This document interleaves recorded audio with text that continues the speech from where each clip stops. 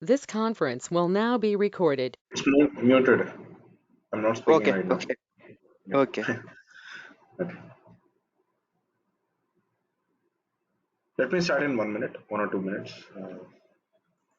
Sure. Yeah.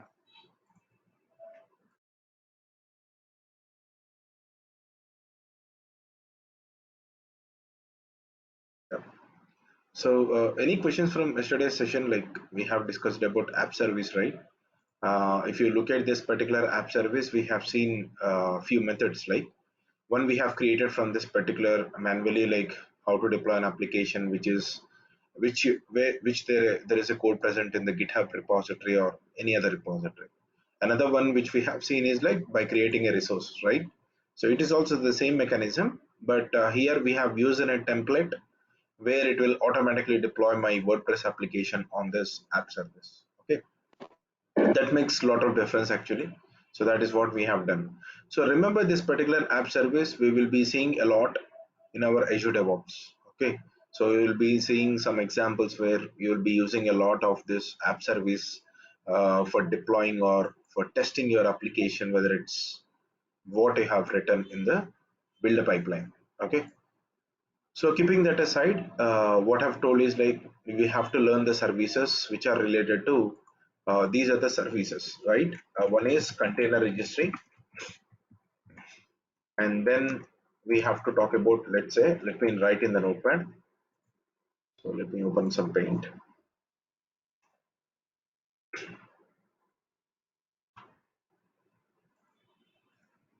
So I've told that first we have to learn something called container registry.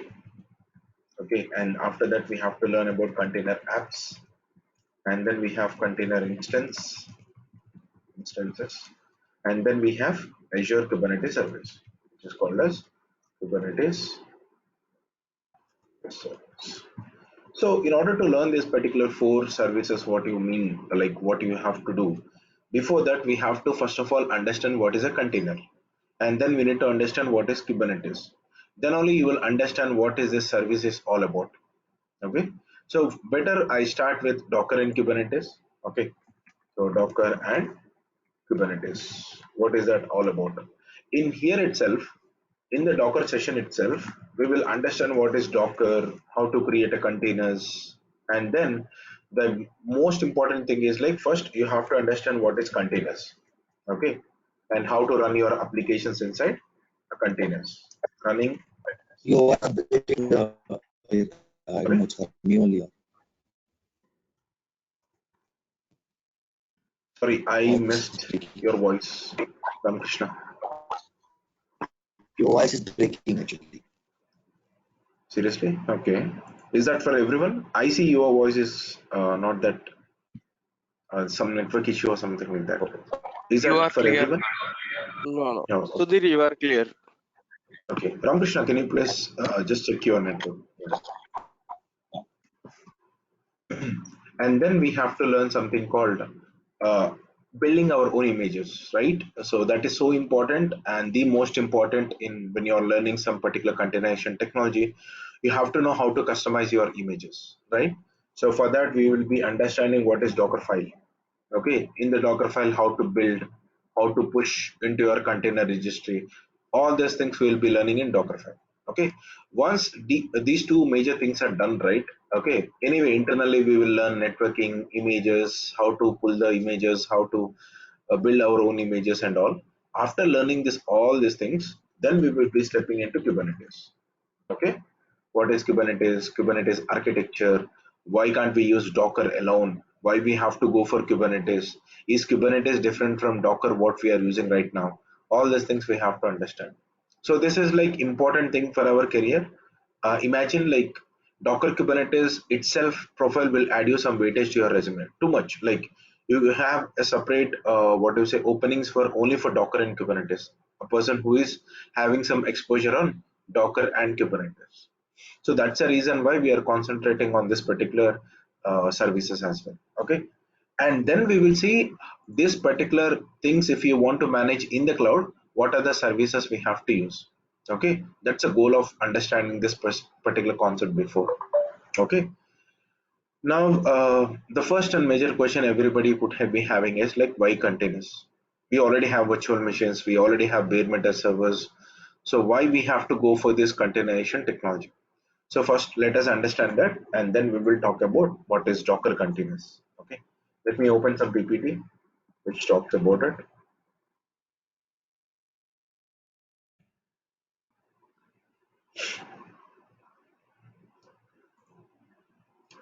So if you look at this particular slide, right?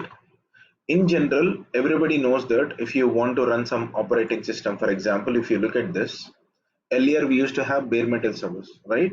On that only we used to install some applications. Any application, whether you take Windows server or Linux operating system server, a bare metal server, we used to install the operating system on the bare metal server like Dell servers or HP servers or any other servers, right? We used to get an access which is called as console access or ILO access, and then we used to log in and we used to install the operating system, okay, on the bare metal server, whatever we want. And then we used to deploy some application, let's say Nginx, Tomcat, Apache, or any other application which you want to run, MySQL, okay, whatever it is. That's fine, that is sufficient for us. But the problem is, if one particular bare metal server, let's say particular bare metal server will be using for production, okay, and another bare metal server have to create it for testing purpose, and one more bare metal server cluster I have to create it for development. So I have to maintain these kind of things, and everything should be replicated as a production, okay. So it is too huge, right? And it is too costly for a customer to maintain it, okay. For us it's not a burden for us, okay, we can use it. But the problem is for the customer, one bare metal server managing it and replicating it with the same size and all what your production server is using, it's too costly for him, right? And for testing also it is not that easy, okay. So if something goes wrong, again we have to do some operating system installation, again we have to do all these things has to be done. So, and the major concern of that is nothing but, you if you want to test something, we have to again put the same effort or same amount what we have kept for normal bare metal servers, right? It is more of a costly, okay. So that's how the bare metal server is. And though you have bought your bare metal server, if I want to run some web application, okay, and if I want to run another web application on the same server which wants to listen on it, both will be listening on the same port number, right?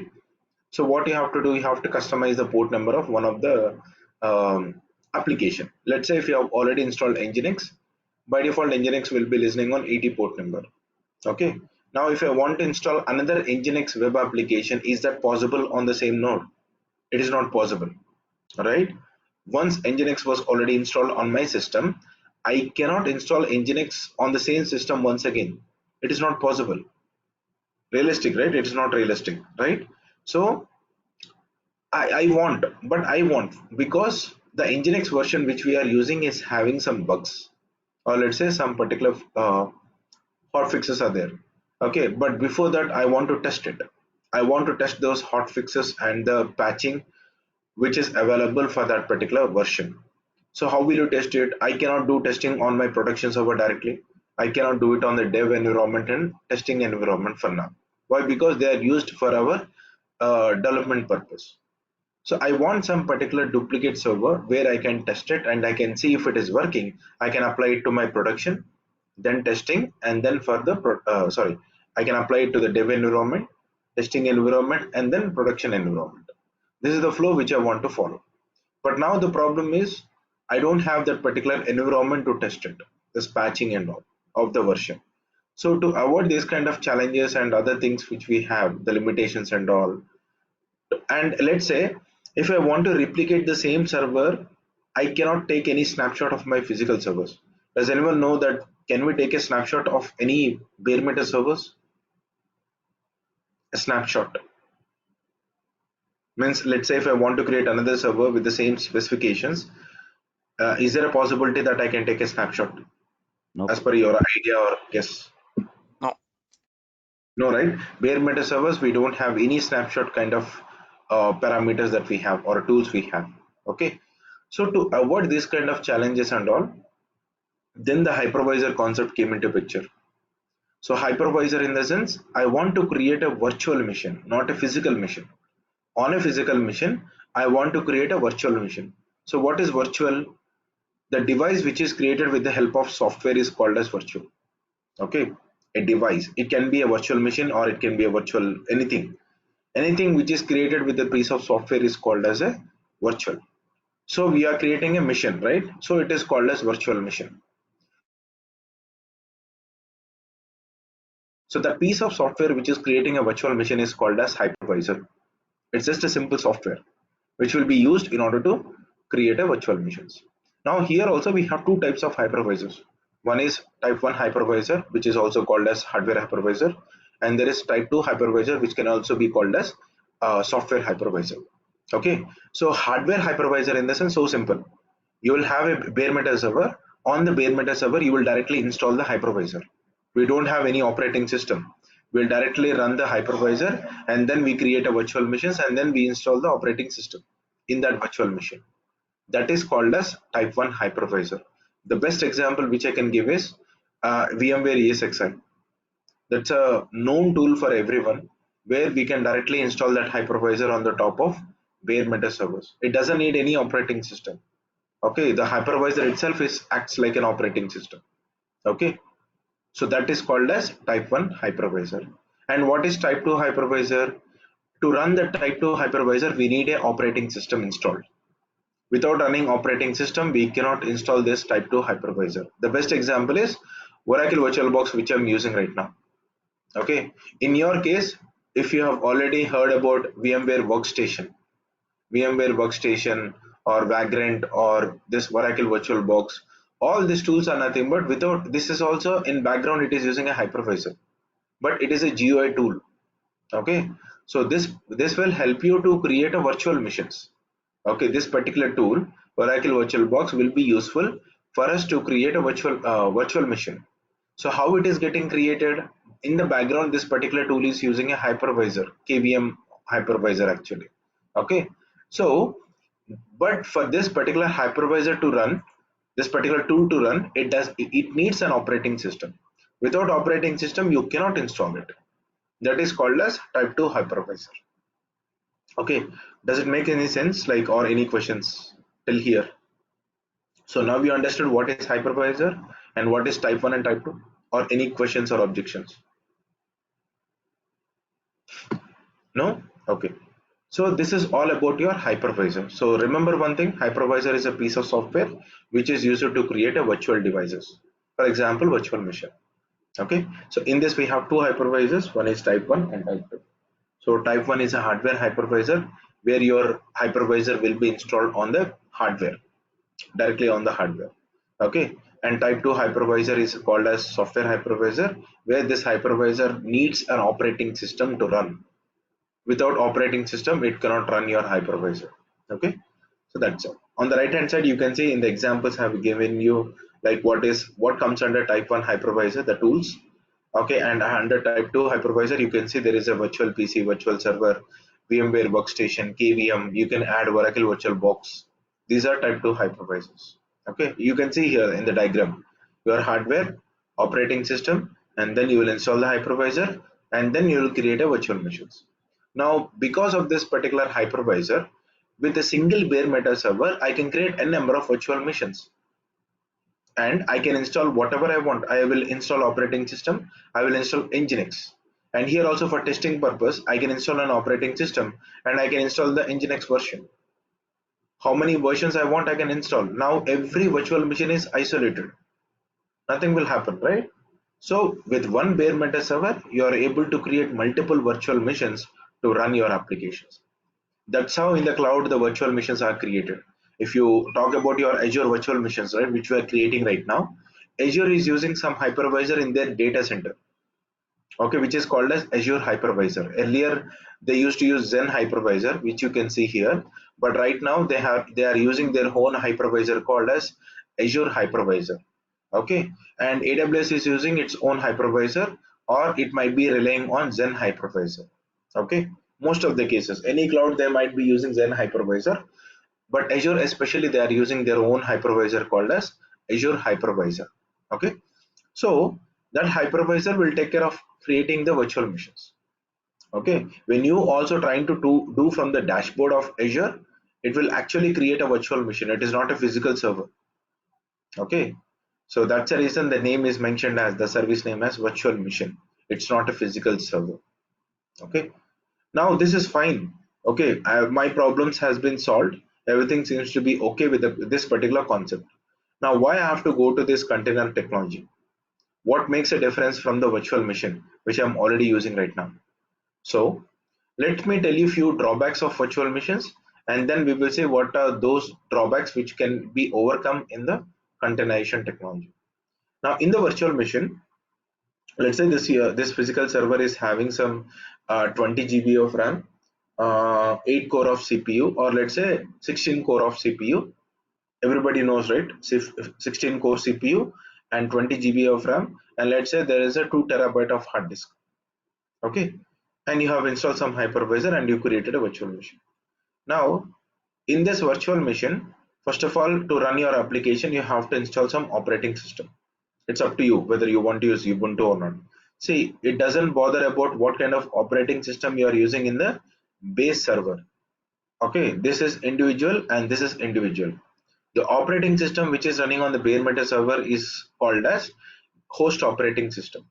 The operating system which is running inside the virtual machine is called as guest operating system. Okay, now you will install a guest operating system, and then you will install the application, or you will install some tool, and then you will run your application. Now when you run your application, if you have seen it, to run your operating system, already it consumes lot of memory and CPU, if I'm not wrong, and some particular portion of disk as well.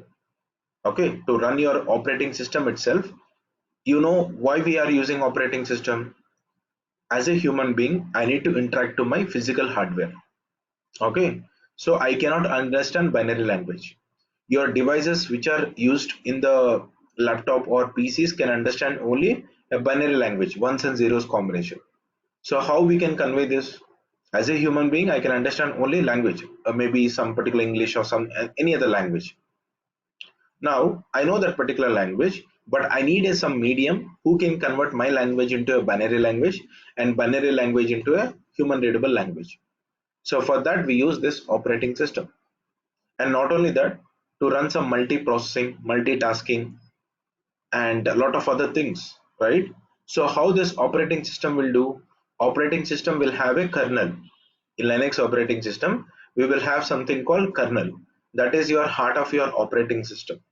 So that will take the responsibility of taking your data, giving it to the converting that into a binary language, and it will give it to your hardware, and hardware will respond to it, and then it will convert that into human readable language, and then it will display on your terminal. That's how it is. Whatever the ls command you execute, ps command, top command, what are the commands you execute, or the GUI what you are using, if it is a GUI. Okay, in productions we don't use GUI, but I'm saying it. Okay, so this is a major purpose of your operating system.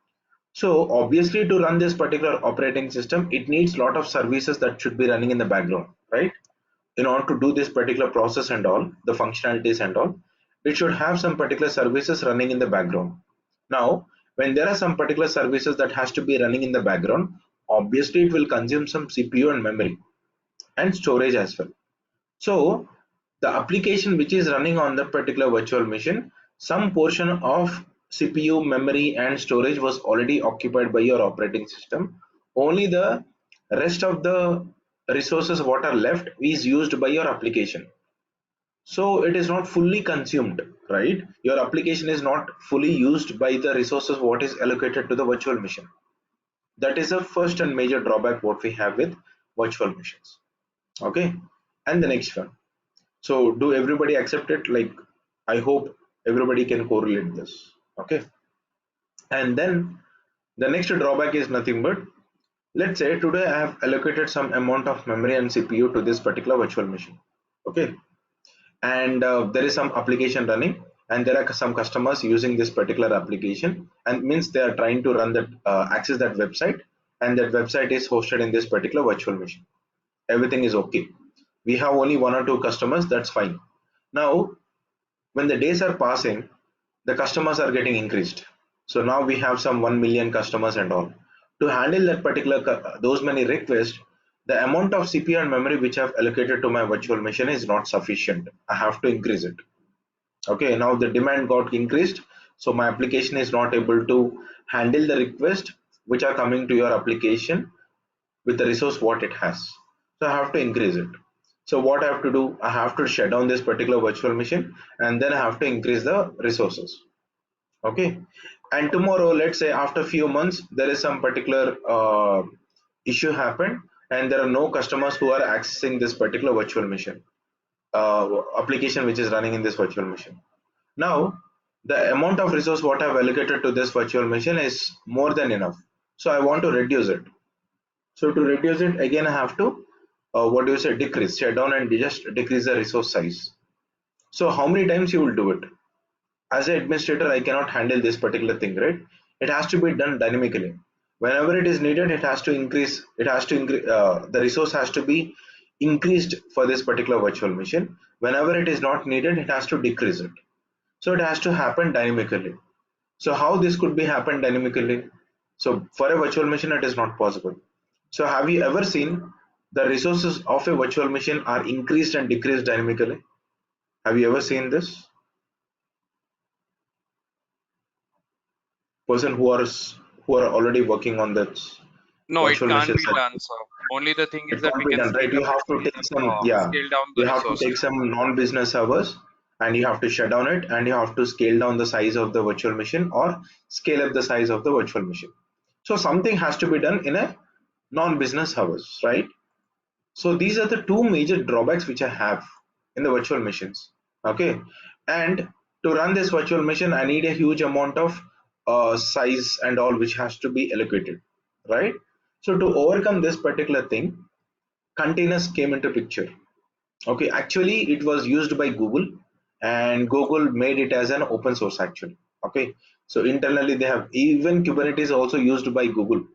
Okay, and internally for their purpose, and later on they made it as an open source and now everybody is using. Now you know the history of Kubernetes, how it is.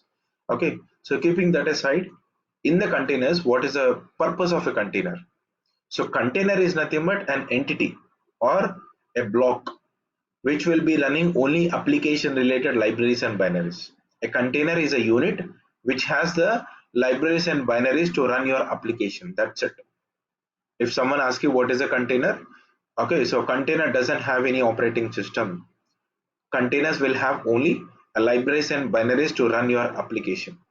Okay, so keep a note of this particular point. Let us see how that particular drawbacks have been overcome in this particular containerization technology. So container is a platform independent. You can run your containers on bare metal servers. Sorry, Docker means the known more popular tool is nothing but Docker. So that particular Docker tool can be run on bare metal servers, virtual machines, or in the cloud virtual machines, wherever you want you can run. Okay. So now, but it needs an operating system. Without operating system, you cannot run your Docker containers or any containerization tool. Okay. Now you will create a container. So when you create a container, this container will have only, let's say it is a Ubuntu container. Now, if it is a Ubuntu container or CentOS container or Red Hat container, it doesn't mean that it will have a kernel. It doesn't have any kernel. Okay, it has only the libraries and binaries of that particular operating system.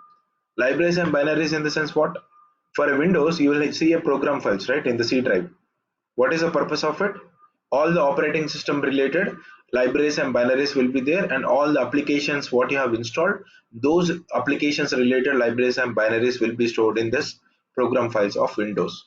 So similarly in Linux operating system, it doesn't have any kernel, so it will have only the libraries and binaries of that particular operating system. That's it. Because of it doesn't have any kernel, whatever the resource is allocated to this particular container will be consumed by your application itself. It will not consumed by your kernel or other resources which are running in this application. It doesn't have any other resource which is running here. Only application is there. That's it. That's the best thing of this container. And how this container will talk to a hardware then? Let's say it has to talk to the hardware, right, to run some applications and services. How it will do? It will pass the information to the Docker, and Docker will talk to the host operating system, and host operating system will allocate some CPU, memory, and storage to it. Now it is not the responsibility of your container, that will be taken care by your host operating system. And so that's the reason why your container doesn't have any other services apart from your application running in it. Okay, so if someone talks about you like what is a container, just say that container is a unit of, it's a unit where it has all the libraries and binaries of your application and operating system, and which doesn't have any kernel. Okay, so because of this, that is the advantage. Okay, and what is the second advantage, drawback which I have in the virtual machine, and how this has become an advantage in this is nothing but, first disadvantage we have talked in the container, where like it doesn't have any kernel. So that's the reason whatever the resource is allocated to the container, it will be consumed by your application itself, nothing else. Okay, now what is the second drawback we have discussed? Resource allocation. So container, when you try to create, right, it will use only the amount of CPU and memory what is needed, and if it is needed it will increase dynamically, and if it is not needed it will sink, means it will reduce automatically. This will be done by your containers itself. So from as an administrator, I no need to worry about allocating the resource or increasing the resource of my application in the running in the container. Okay, so that is the best thing which we have, but you can set some maximum limit. So by default it doesn't have any limit. Whatever the amount of resource you have in the operating system of the host operating system, it will try to utilize that.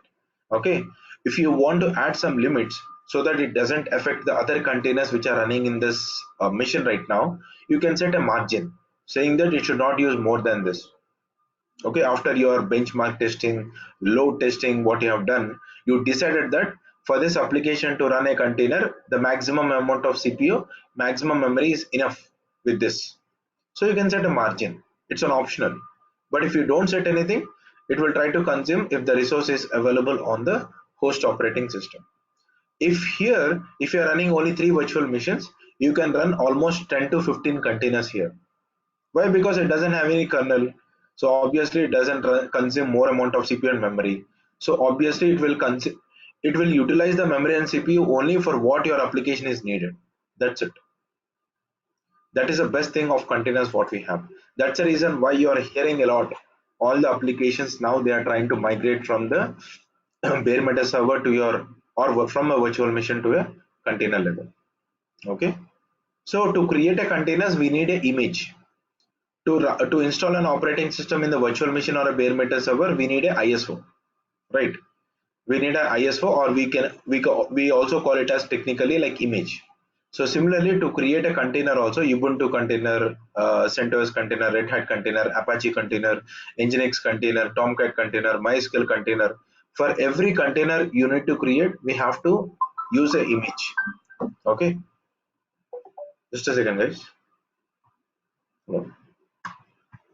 Hello.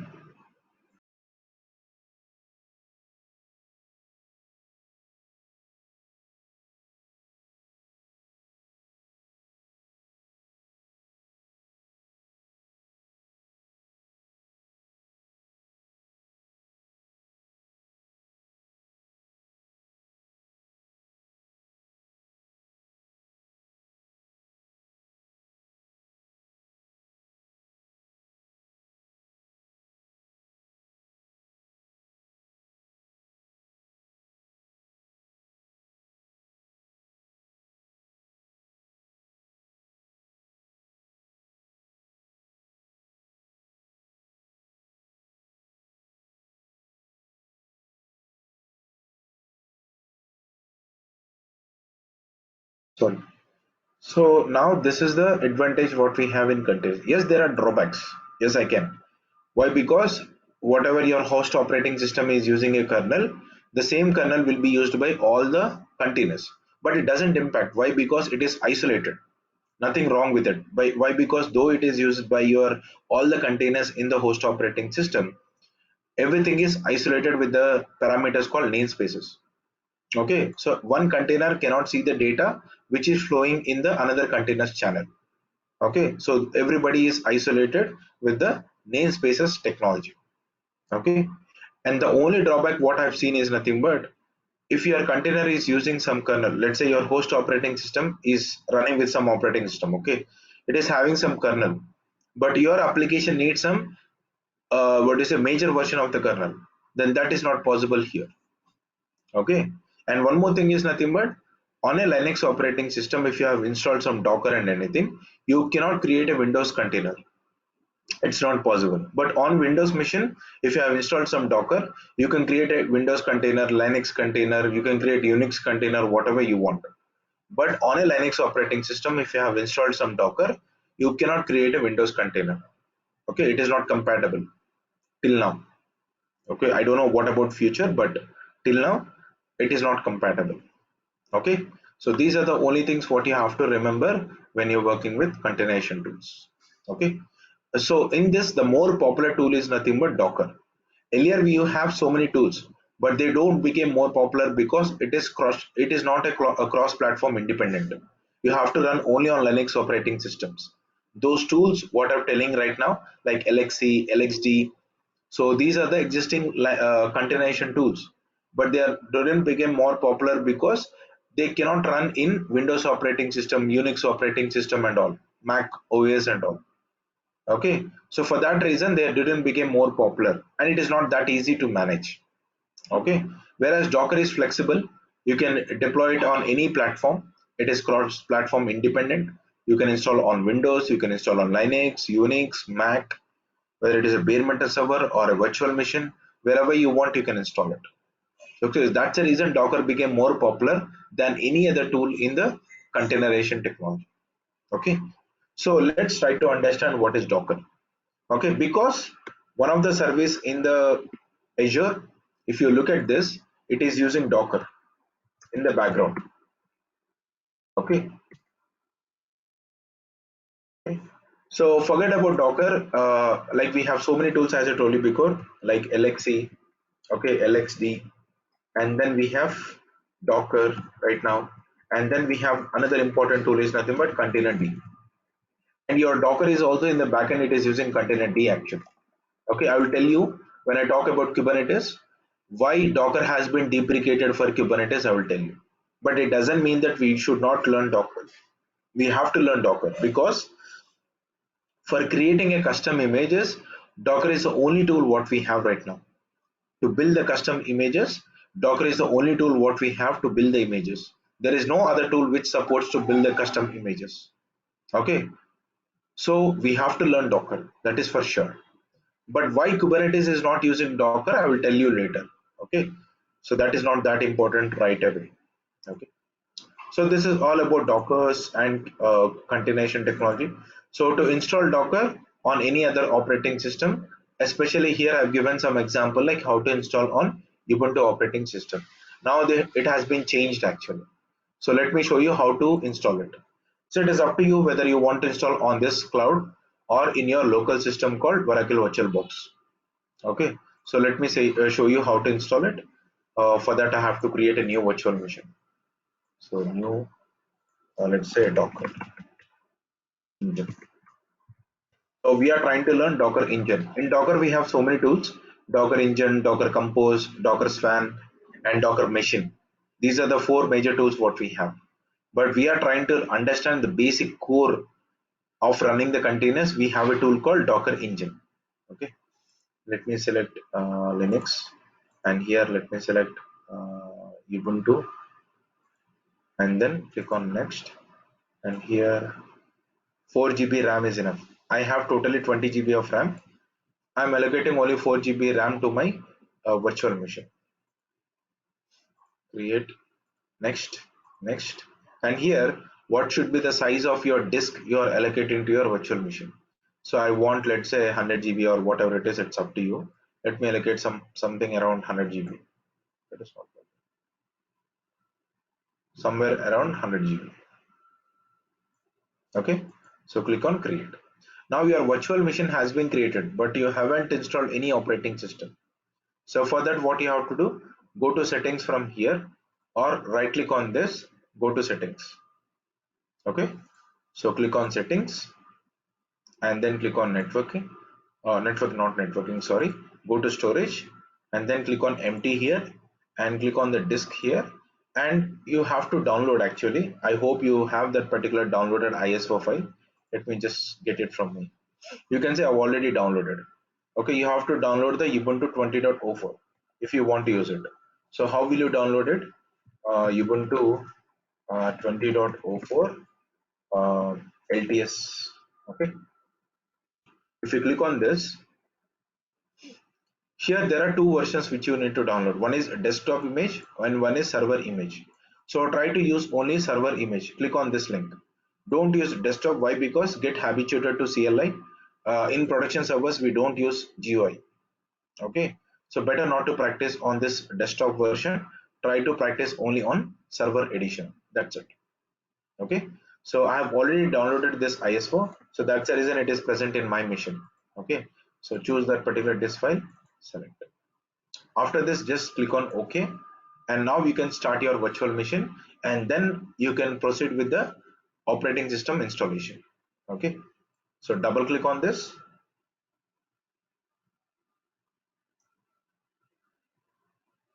Now I'm trying to install operating system on this virtual machine.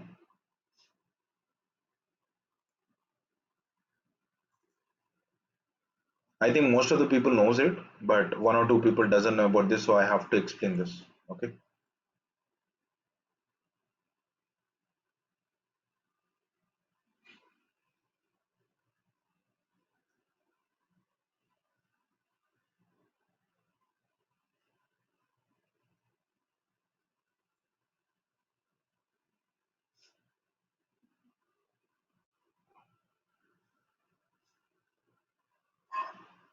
follow the steps as it is. Okay, don't modify anything.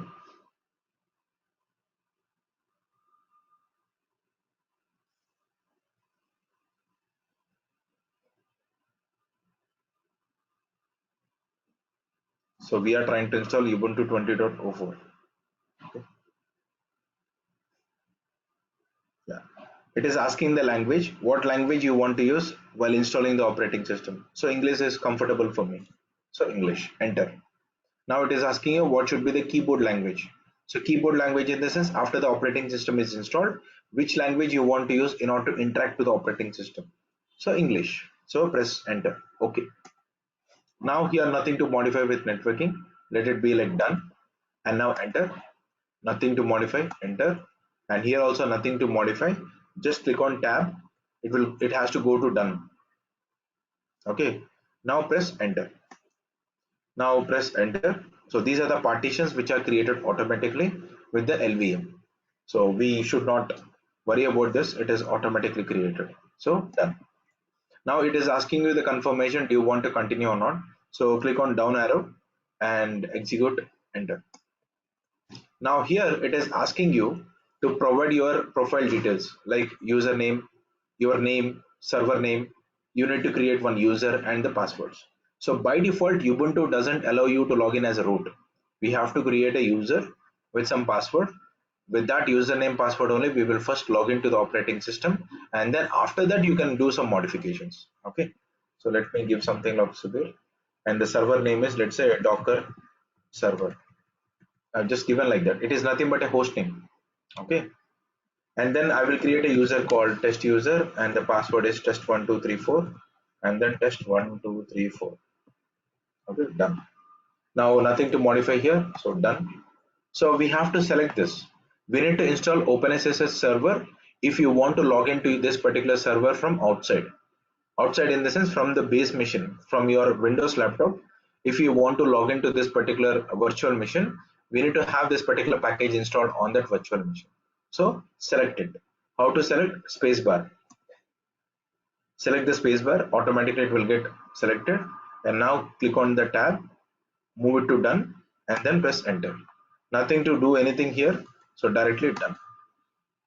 Now with the parameters what you have selected, the operating system is getting installed in your hard disk. Hard disk in the sense actually virtual disk which we have created with 1 or 2 GB size or something. If you remember, you can see here, right? 1 or 2.61 GB. So in this particular disk, your operating system is getting installed. Once this is done, we will log in and then we will install Docker. Okay. So that we can create a virtual machine through Azure DevOps, means Azure that. Yes, What we will it? can, but you have to run it for so many days, right? If you want to practice, so it will be a billing, right? So I don't want that to be happen. So I can use my local laptop, right, to do this. Okay. You understood, right? So it will be a billing, right? So every day I Hmm. cannot run it by 24/7 if I want to practice. So this one I can shut down and I can just spin up the virtual machine, start it once again, and I can just log in and execute. There I have to log into the dashboard. I need to create a virtual machine and log into that, and I have to do same stuff. But there it is a billing. Billing will be Okay. added into my like what do you say, to my credit, right? Yeah. Sudhir, If you can don't have we any other choice, try to create a virtual machine, but shut down it. Okay. If you are not practicing, just shut down it. Nothing will happen. Okay. instead of using the storage on the laptop hard drive, can we attach a disk and install this? Is Yes, of that course. possible? If you have external hard disk, right, you can Yes. specify it. Nothing will happen. See, it doesn't mean that it will use this 100 GB right away. Okay. It will use Okay. only this virtual machine will use only the amount of storage what it is needed. That's how it designed this tool. Maximum it will use that 1 or 2 GB. That's it. Okay. Okay.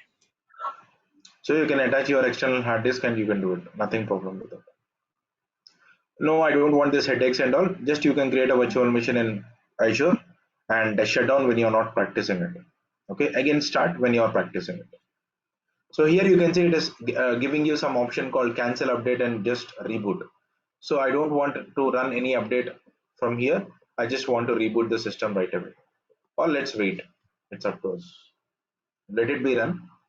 So once that is done, right, we just want to reboot. Or if you want to cancel right away, you can do that. What I've shown you right now.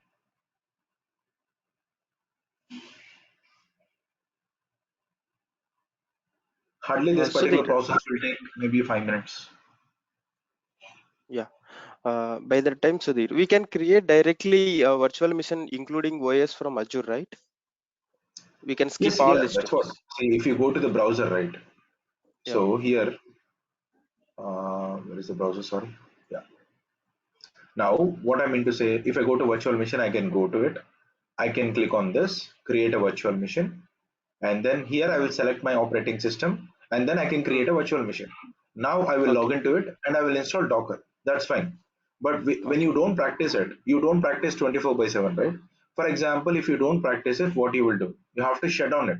If you don't shut down, Understood. the billing will be added to your Understood. subscription. Yeah. Yeah. Understood, Sudhir. Yeah. Yeah. If you shut down the system, what will happen? There will be a public IP address which will be removed. So automatically there will be no billing added to it. And for the disk, what you are using also, they will add a billing. Okay. It's not about Okay. creating a virtual machine. Since you have created some storage and network, for that the billing will be added.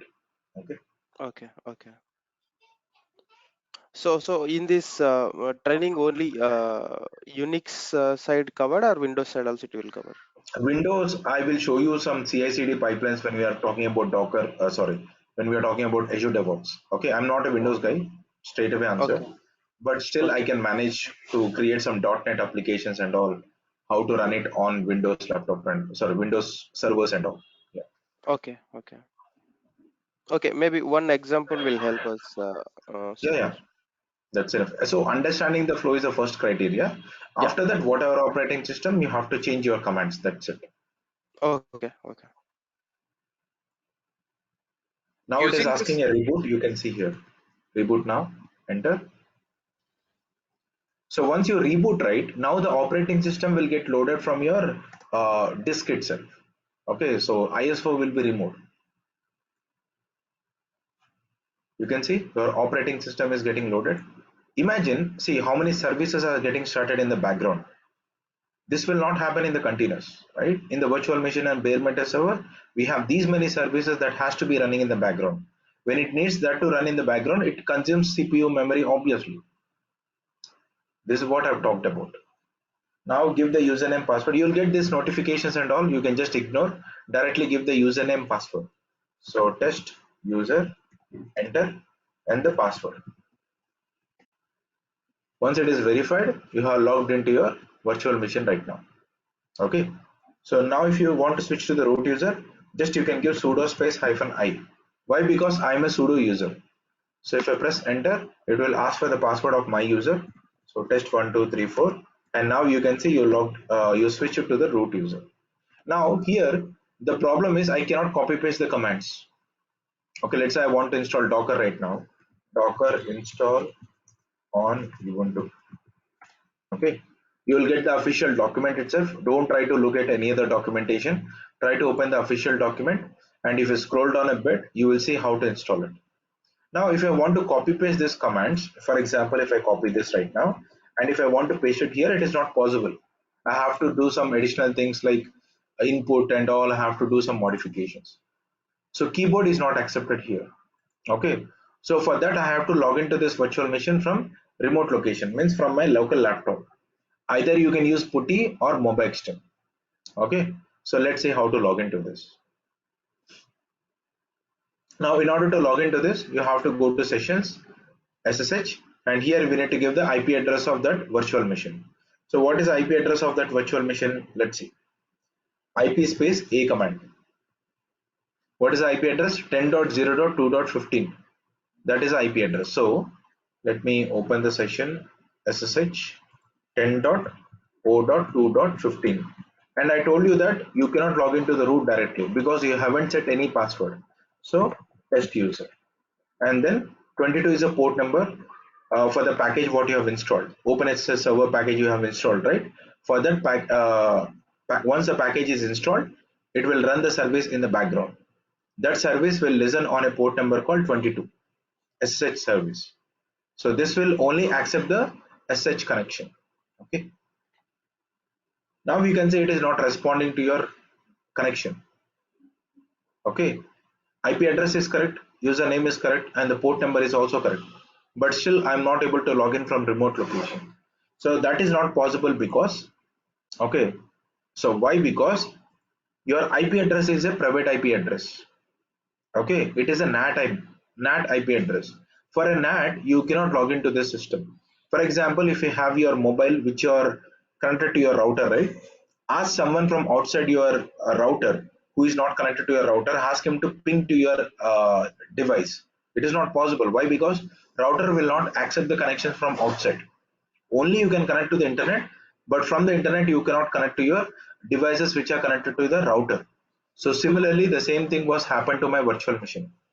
Virtual machine is using NAT right now, so it can connect to the internet. I can show you the proof. Ping google.com. You can see you are able to ping google.com, but from the internet or from the local system you cannot connect to this virtual machine. It is not allowed. So how is that possible now? How I want to connect to this virtual machine right now? There is a things which you have to customize. So go to this, go to settings, okay, for this virtual machine which you are trying to do, and then network. So click on advanced and go to port forwarding. So we have to do a port forwarding right now. So port forwarding in the sense, if someone is connecting to my laptop or my PC with a localhost IP address and some port number, it has to redirect to my virtual machine. So that is what I'm doing right now. So on the host machine, if someone is trying to connect on 2222 port number, it has to redirect to the port number called 22 on the guest machine. So this is called as port forwarding. Okay, so that is what I'm doing right now. So click on OK and OK. Now if you come back here, now you should not use 10.0.2.15. It is not needed. Okay, so go to sessions, SSH. Here we have to give localhost. Localhost is nothing but your laptop, means your base operating system. So that is nothing but localhost, and here the username is the Ubuntu username, that is test user. Okay, now what is the port number I have to use? Not 22. On the localhost IP address, if someone is reaching on 2222 port number, it will redirect to my virtual machine. That is what I have done, which is called as port forwarding. Okay, so click on OK right now. Now you can see it is asking for the password. So give the password. So test 1, 2, 3, 4. Now you can see you have successfully logged in. Okay. So this is what we have to do. Now you can switch to the root user. Sorry. Okay. So this is what it is. Hope everybody understood. Simple thing, you have to do a port forwarding. So when you're doing port forwarding, no need to use the IP address of your virtual machine. You have to use localhost and the port number which you have specified in the host port. Okay. So automatically it will redirect to the virtual machine. Okay. That is called as port forwarding, which you will hear in the Docker as well. So I will tell you about Docker. First of all, let us install Docker. So to install Docker, whenever you create a new virtual machine or whenever you install the Ubuntu operating system for the first time, you have to execute apt update command. That is for sure for Ubuntu, and then update all the packages on Ubuntu operating system with the latest version. So you have to execute this as well, because when the operating system was created, it might have some package which is having that specific version. Now today it might have upgraded, right? So your system also should get upgraded with the latest version. That is what I'm doing right now, so that when I go to the next step, I have my system with up to date. Okay, now let us execute this command. So it is asking you to execute this command. Sudo is not needed actually. Why? Because I'm executing from the root user. So copy this particular command and paste it here. It is installing some packages called CA certificate, curl, GNAP, and then lsb-release. These are the packages which it will try to install. But anyway, all the packages are installed. And after that, it is asking you to download the GPG key. Why? Since because we are using an open source tool, we have to download the key. Okay. And after that, we have to create a repository with this command. So this command is creating a repository in my local system so that it can connect to the Docker repository to download the packages. After adding this repository, you have to run update command. That is for sure. You have to run this command. Why? Because whenever you add a new repository, always you have to run this update command. And then we have to install the packages. Simple. Done. Docker installation will be done. That's it. So it will install the latest version, maybe 20.10. You can see there 20.10.14. That is the latest version of Docker which is getting installed.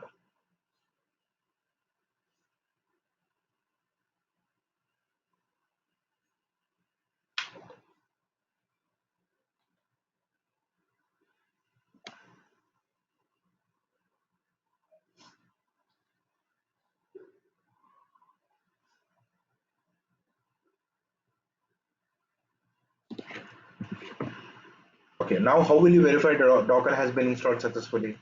Docker -" version. You can see the version and the build ID and all. Okay, so this is how it is. So tomorrow we will see how to create a containers and how to run your applications in the container. All these things we'll see tomorrow. Okay, so that's all for today. If you have any questions, you can just ask me.